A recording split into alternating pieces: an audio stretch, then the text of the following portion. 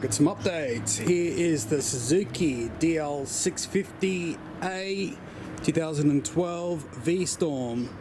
Yeah, pretty much all back together now, and I've managed to get it registered. Passed the roadworthy first go, so yeah, everything's perfect. I did have a problem with the rear brake locking up, so I stripped that down and put some silicone grease in there and bled the brakes with some new fluid, and she's working 100% now. So taking it out for a few rides. Not quite the bike that I like, but I've ridden up hills and it's a very torquey motor. It's quite enjoyable for riding around under load.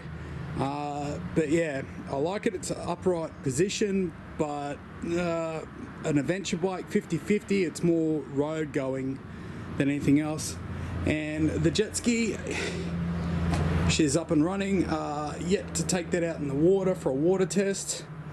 She yeah, don't have a boat license for that, so but that's on that. And I'll show you the Kawasaki, the KX250. Okay, Kawasaki back together now, and was able to take it for its maiden test run, or first test run after being completely rebuilt, put back together. As you've probably noticed, I haven't touched anything internally in the engine. Yeah, took it for a good ride for about an hour out at the tracks. Pretty technical, sort of rutted out four-wheel drive tracks. Yeah, it was quite an easy bike to direct and give it a go, but surprisingly it ran perfect. Like, no mishaps, nothing wrong with the motor, no weird noises or anything. But apart from one thing, it didn't stop. I think the brake pads were severely deteriorated and off, so I've changed out the pads. I got some Sinister, whatever how you pronounce it, brake pads, and installed those. I haven't washed the bike yet because I wanted to see if any of the dust would show up, any wetness on the pistons on the calipers. But I've got all that. Yeah, I've got the rear ones back in. Got a bit of sandpaper, deglazed the discs. I couldn't find Scotch-Brite at my local hardware store, so yeah, gave the discs a clean up, re-bled both the front and rear brakes, installed the pads and took it for a test ride just up and down the street to bed in the brake pads, and they work a million times better now. So same thing with up the front. And here's the old pads here, which are semi-organic or semi-sintered. So yeah, they were quite glazed up. Yeah, so that's Kawasaki. Got a few bits and pieces to put back on it. I've got the fork sliders to go on. I've got stickers. Got to get the tank. Got to get that crack. I've marked it there to see if it grows any further. Which it hasn't, so, or if any other cracks appear before I take it to a plastic welder again. And I've got to finish polishing it up, but yeah, the KX went exceptionally well. But anyway, the crux of this video is project number 4, the second Kawasaki, and my second ever street bike, road bike. This is a 2010 Ninja 650 RL Lambs approved bike, so for learners, bit of restrictors and stuff put on the throttle body and ECU. Bought it as non-running with top end seized, so within that I was a bit wary of purchasing it, but one thing that sold me, it had new tyres installed, so that was worth how much I paid for the bike in total. And she's got, any second now, 22,592 kilometers on it. So I did a bit of research on forums about these engines, and it's used across 3 other makes, the ER6N, the Ninja 650, the KLE 650, and the 650 Versus. And there's, I think, up to 4 generations of this motor, so this is what they'll class as a second generation. First generation was all silver, but there was one problem with the top end, and they did what they call a silent recall that Kawasaki didn't come out with in the media. They basically recalled it and put new exhaust valves in it and reconfigured it and put it all back together. So there's something going on with the exhaust valves in these bikes. I've noticed checking on forums and learning about how Kawasaki has changed the part numbers, which could mean a few different things, like upgrading the supplier or upgrading the manufacturing, like the specifications of it. Not 100% sure, but I'm guessing that it's dropped the cylinder, so that's pretty much it. So first things first, I'm going to take the battery out. I'm going to get stuck into this now and figure out what's going on up in that top end. I want to see if I've bent a con rod, how bad it's scored the bore or damaged the cylinders or cylinder, what side it's damaged. I'm guessing it will be the closest to the timing chain side. I want to also check out what size shims that are inside the cam followers or the buckets. Check it all out and see what's going on. But yeah, get the battery out, get the fairings off, and start taking it apart. So I'll see you in a sec. Alright, made progress. I've got the fairings off, which are right here. Found an easier method to just unbolt the bracket, the frame from the front, and just disconnect the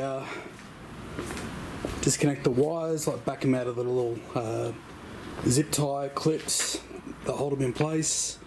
Got the instrument with the gauge cluster off. So next thing I'm going to do is get that air box off, get those crash bars off the side, drain the radiator coolant, get the reservoir off the side there, get the exhaust off, and see what's going on up top. I'll probably pop the valve cover off, and but I'll get back to you as soon as I get the everything off, bar the valve cover. I'm guessing there's a bit of oil up here in the air box, so could be an intake valve as well as an exhaust valve. I haven't really checked.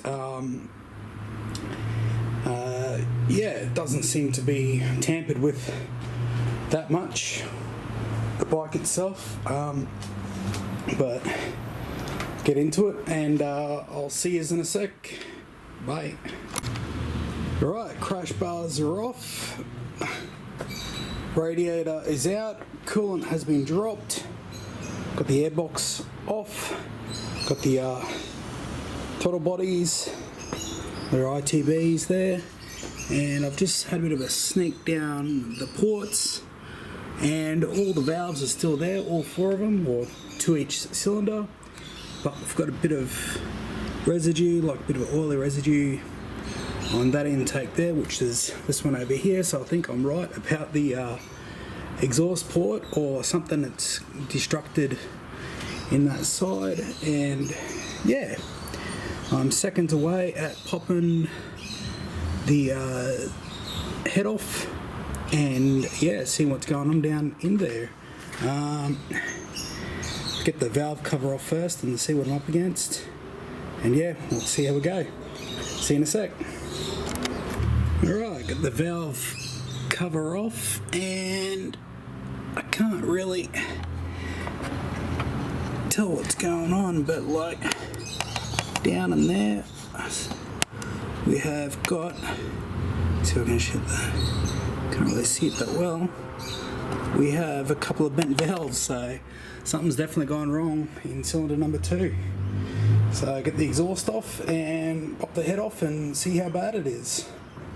Alright, got the head off and we are looking at total destruction. So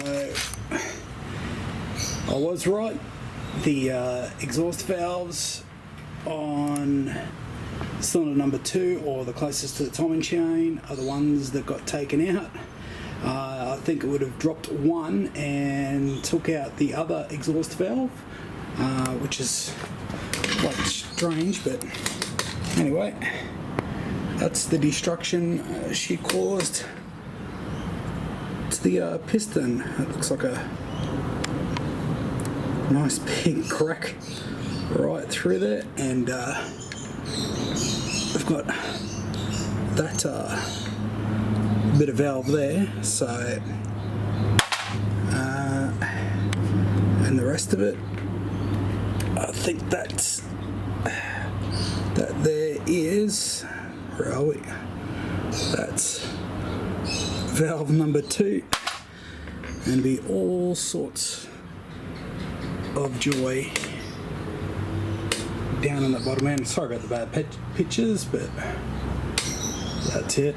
That piston is disintegrated, but it's at the top of the cylinder, so hopefully the conrod's not bent.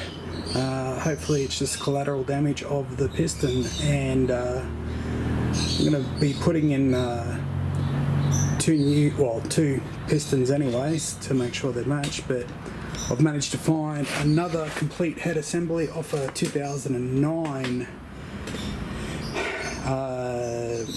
engine, well, 650 Ninja. So I've got that coming from the other side of Australia. But yeah, that's it pretty much. Piston's gone. Doesn't look like it could be too bad inside there, but I won't know. But anyway, that's the introduction and teardown of the Ninja 650 2010 model. The build date is 6th month of 2010, so it looks like it did have regular servicing. A few marks on that, but as a known problem with these exhaust valves dropping it for this period of about 2 years, from 2010 to 2012, this seems quite common. So anyway, that's the introduction to the Ninja 650. Still undecided if I'm going to strip down the head that's coming and get new valves,